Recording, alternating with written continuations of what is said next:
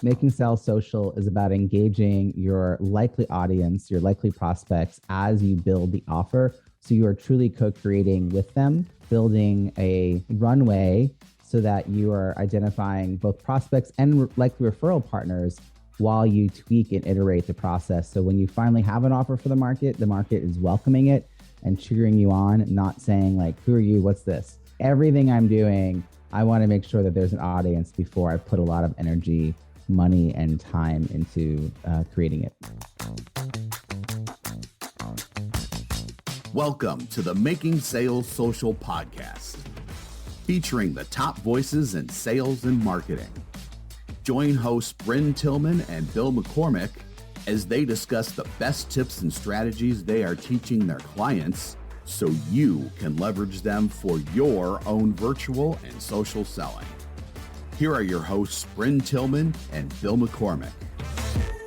Welcome back to Making Sales Social. I'm Bill McCormick. I'm Bryn Tillman. Bryn, who's joining us today? My good friend, and really so excited to have Robbie Samuels here. We met probably one of my last events prior to the shutdown in the outskirts of Philadelphia with a group called Heroic Public Speaking. And he had come down from Massachusetts at the time. We really connected. We had dinner together. We stayed in touch. And then even through the pandemic, we had some conversations on and off. And now he's practically my neighbor because he's moved down to Philadelphia. Robbie, welcome to Making Sales Social. Thank you. It's really fun to be here. Thank you, Bryn. So I'm thrilled to have you. Tell everyone a little bit about you and a little bit of your story. Well, prior to the pandemic, I was best known as a networking expert. I wrote a book about that topic, about networking at conferences, did a TEDx on that topic, coached people, had a group coaching program, and essentially all of that came to a pause in March 2020 because the skills that I've been teaching around eye contact, business cards, shaking hands, and body language was no longer, let's just say, relevant for the moment. I leaned into trying to figure out how to share value with my network, how to show up and be of service. And lo and behold, that led to me going from shuttered to 6 figures in 8 months. And essentially, I have a thriving business now as a virtual event design consultant and executive Zoom producer. And part of the reason that was possible is that I'm a business growth strategist. And along the way over the years, I've been working one-on-one and in groups, helping entrepreneurs identify the audience for their offer. And I treated myself like a client last year. And it was a great result. Well, we're thrilled because you have helped so many people. Everywhere I turn, anyone that needed anything regarding how do I use Zoom? What is a breakout room? Oh, you got to talk to Robbie Samuels. I'm like, I know him. He's my friend. So you became really famous for these online events. So that's great. So I know, Bill, you have your thing to say. Go ahead. Well, I'm looking forward to getting into this. My brain's going in a few different directions. But before we get to that, Robbie, we ask every guest the same first question to kick things off. What does making sales social mean to you? Well, I think that nothing should be created in a vacuum. And that's one of the mistakes that I think every entrepreneur makes, including myself. So making sales social is about engaging your likely audience, your likely prospects as you build the offer. So you are truly co-creating with them, building a runway so that you are identifying both prospects and likely referral partners while you tweak and iterate the process. So when you finally have an offer for the market is welcoming it and cheering you on, not saying like, who are you? What's this? So I don't do anything without socializing it first, including the title of my book, the subtitle of my book, the contents of my book. Like I have a new book coming out, which is why I've been thinking about this. I mean, everything I'm doing, I want to make sure that there's an audience before I put a lot of energy, money, and time into creating it. I love that collaborative mentality that, we're not creating in a vacuum. We're creating with the people that are going to consume it. So I love that. So, Zoom is here and it's not going anywhere. I just got an email today. McKinsey came out with a report just recently that said that more than 70% of B2B buyers prefer virtual interactions with salespeople. In fact, that same report, I think, said 74% said that they're going to require first meetings with sales reps to be virtual, right? because they don't want to go through the rigmarole of checking someone in, taking temperatures, checking car, God forbid we have to check things. But anyway, so I'm curious to know, what are some of the things as a sales rep? So as I said, that I should know in using Zoom for virtual meetings. Like, what's different? Because it used to be, I was just talking the other day with folks, we go from meeting to meeting to meeting now. Like, I mean, literally, where we used to drive between appointments and have that kind of time of calm, cool down, and I can kind of we don't have that anymore. It's like, oh my God, I'm late for the next one. Click off, click on. So what are a few tips that you would give for sales reps in leveraging Zoom, leveraging video to have a first sales meeting with a client or a prospect? The first thing I just heard from that I want to address, Bill, is I want all of us to acknowledge that we are the arbiter of our own schedules. And there is no reason that things are back to back to back to back to back. If it would benefit us and our company to have a 15-minute buffer, a 30-minute buffer between calls, or maybe 4 phone calls in a row, and then a large break to take all your notes and wrap them up, we need to build that time in. So just because we can go back to back to back to back doesn't actually mean it's the best thing for ourselves, for our longevity in this work, for our Zoom fatigue, whatever you want to call it. But I do think Zoom and any similar platform, I am most tied to Zoom brand wise, but I think there's a lot of benefits. In particular, Zoom has a feature now where you can enable the live transcription, which means that when you're done with the call, you get it's a computer generated transcript that we don't have time to rewatch all the replays of all the content we've recorded. I'm never going to. It's like a proverbial stack of books next to my bed. But I can do a quick search through a transcript to try to identify problem language or to see whether a certain word was used, and to just to quote somebody. I mean, I think that's so amazing. Before, we would have to actually run an audio file or a video file through a third-party service like otter.ai or rev.com. And now we could just, if we remember to enable it, is just built in, and there's so many benefits to that.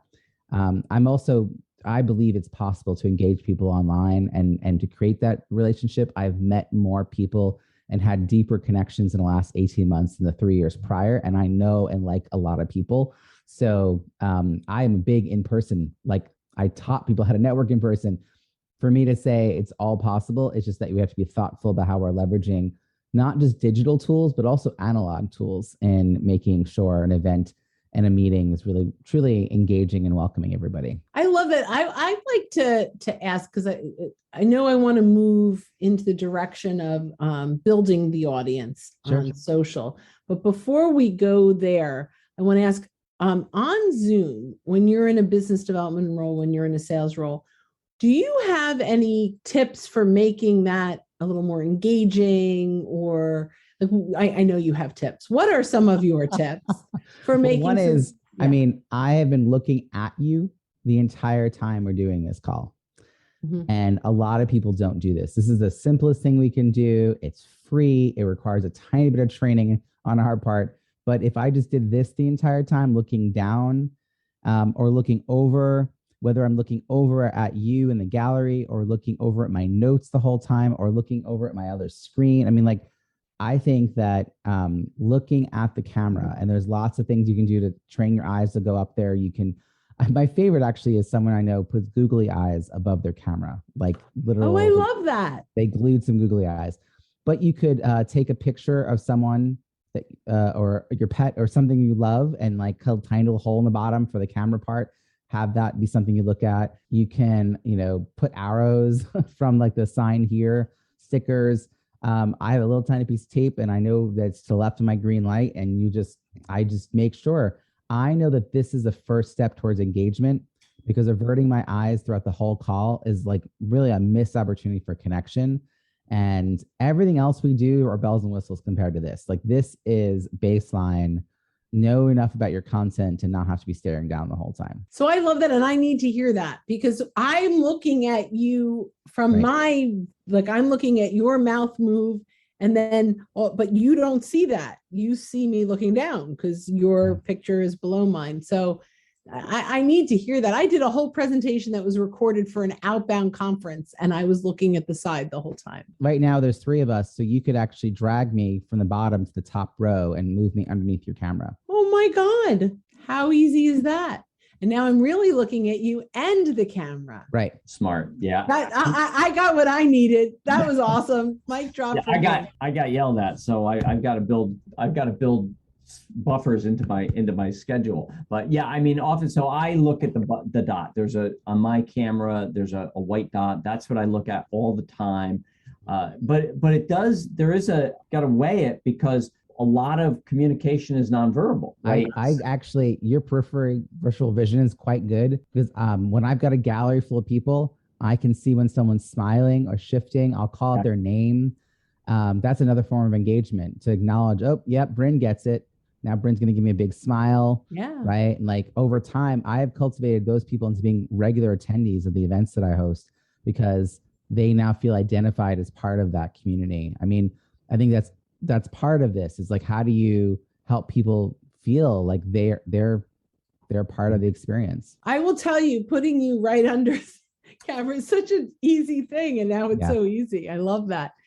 So talk a little bit. One of the areas you are so strong in is building an audience, building people that want to attend your events, building this online network. So we've been saying sales, but salespeople need to network. They used to go to trade shows and conferences and business card exchanges, and now mostly they have Zoom for networking. Now I have done a few networking events. One of them, I went to one that you were in, and I've been to some where we've just sort of showed up. I'm like, oh, look, Robbie's here, right? So that's been kind of fun. And I've had a better connection with some people from these Zoom networking events than I ever have in an in-person loud room with a keynote that I've got to get to, and and then, I want to get to the crab cakes, right? Like all those distractions are gone.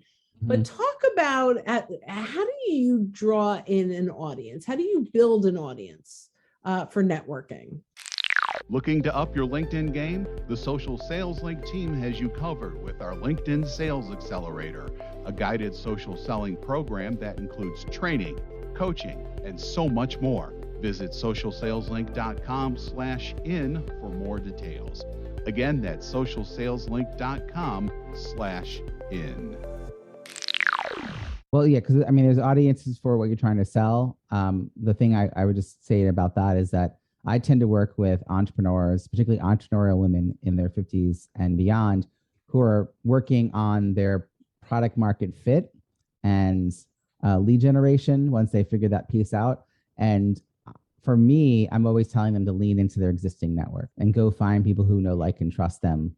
And I have a whole process called Wake Up Your Network, which is giving you an opportunity to really identify people who would recognize your name and you would love to hear from out of the blue, and then deciding whether they fall into the bucket of likely prospect, likely referral partner, coffee chat, or we'll snooze them for now and save them for the next version of whatever I'm trying to sell or do or build.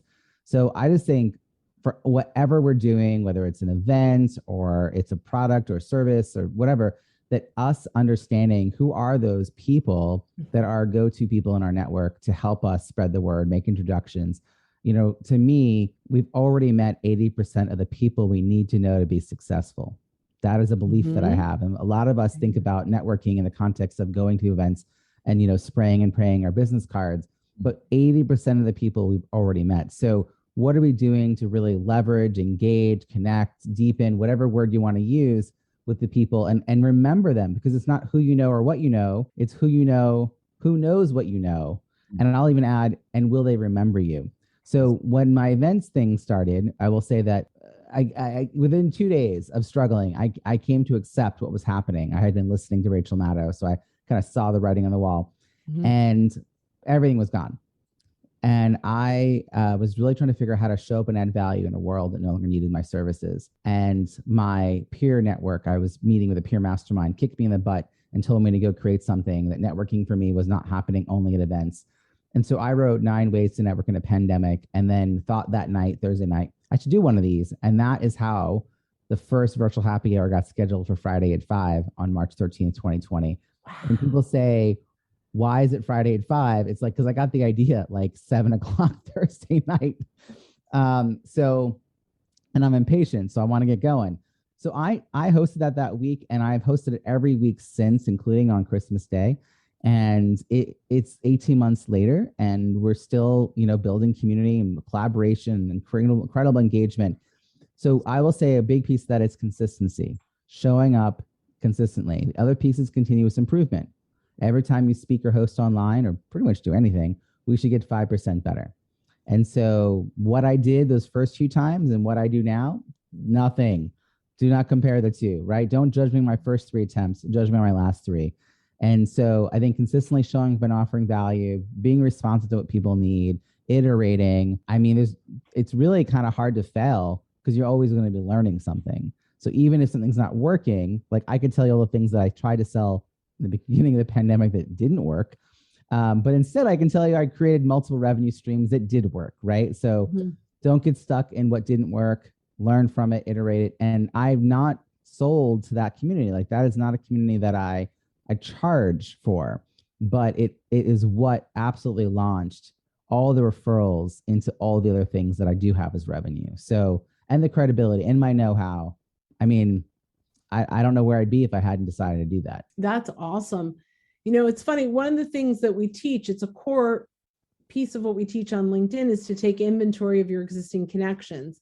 And we say we need to conduct CPR. Yeah, we need to breathe life back into them, but we have to identify our clients, our prospects, and our referral partners. Mm-hmm. And so, you have our coffee people, that would be referral partners in our mind, right? So from that, it's how do you start conversations with them? But what you did was you had a place for them to meet when we were shut down and people were, struggling to have, they needed the people engagement, and, all they had were their kids and their dogs, and, they needed that professional engagement. You took it to this whole other level of, I have a safe place for you, and a place where, we can talk about how does our business thrive in this situation.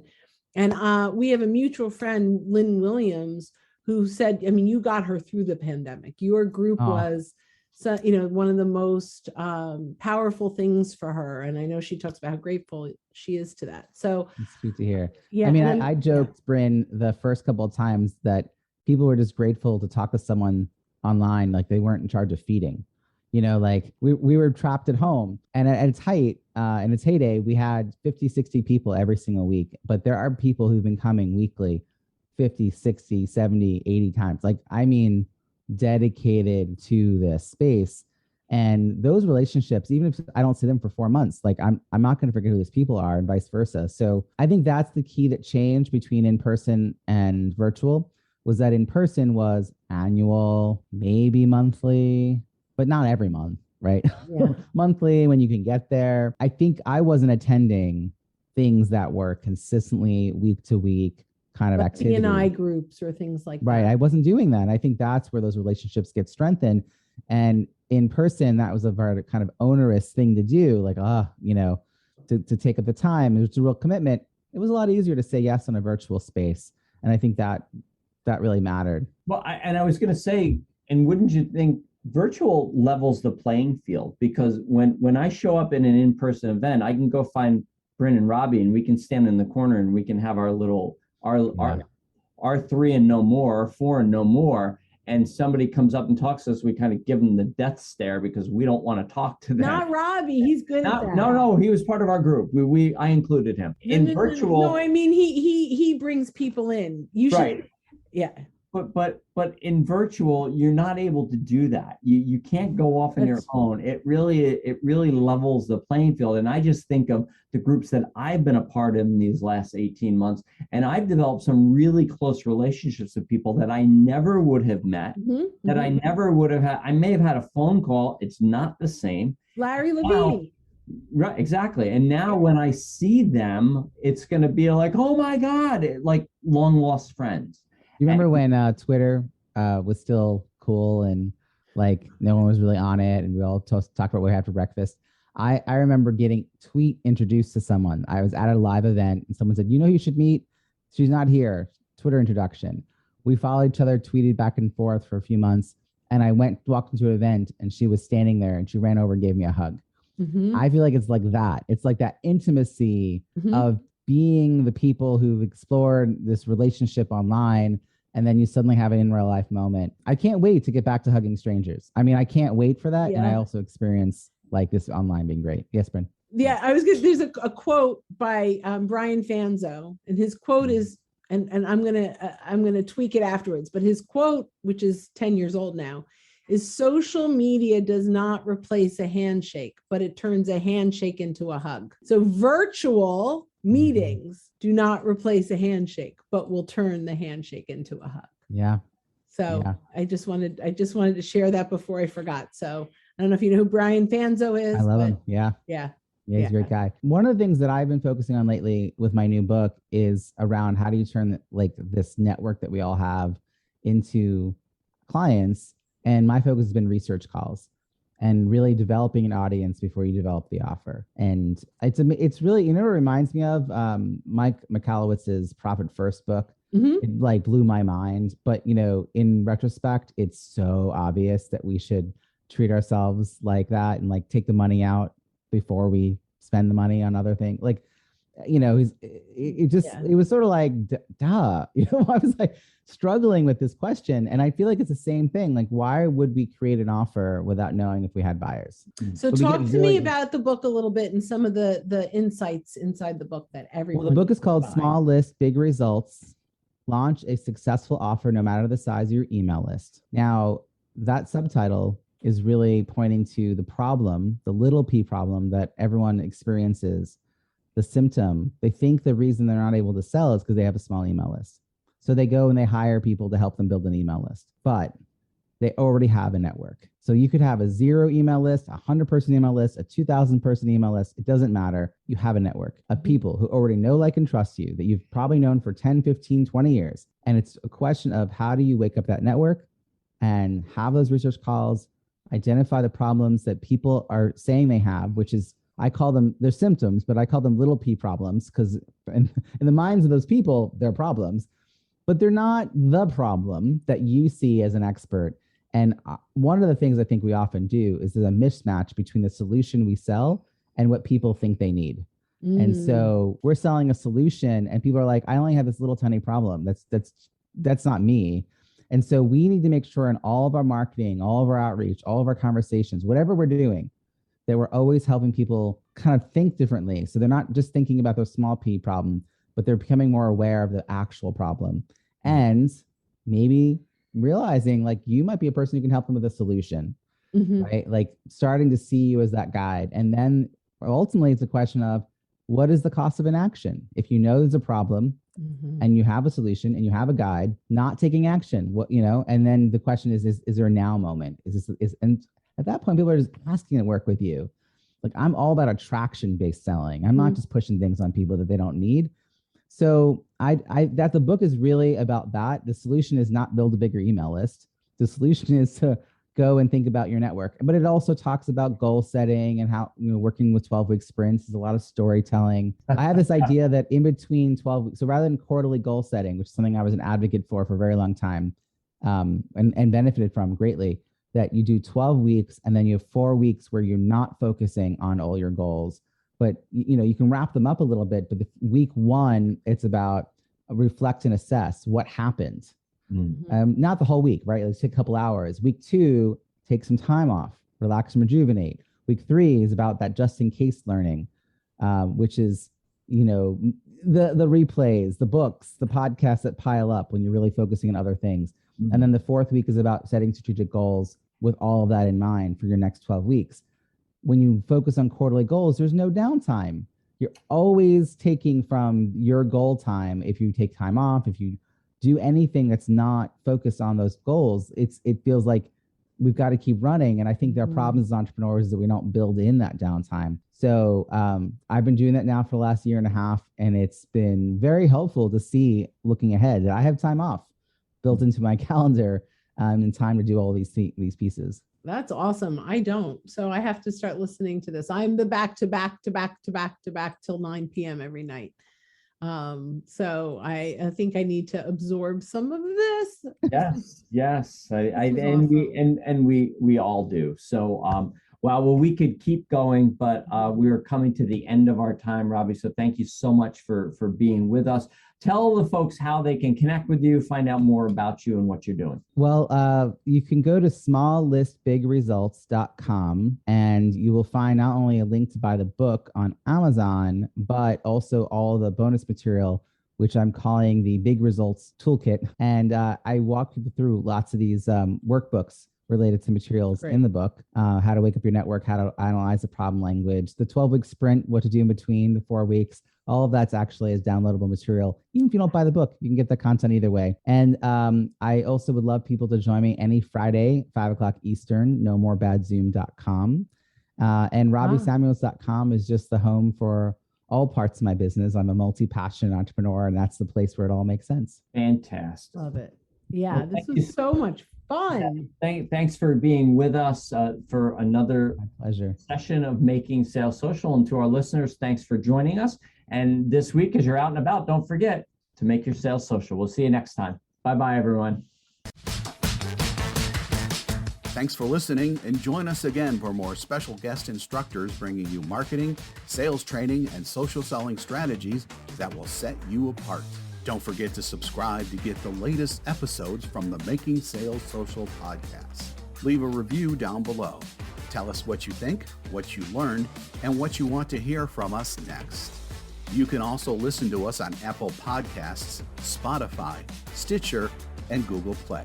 Visit our website, socialsaleslink.com, for more information.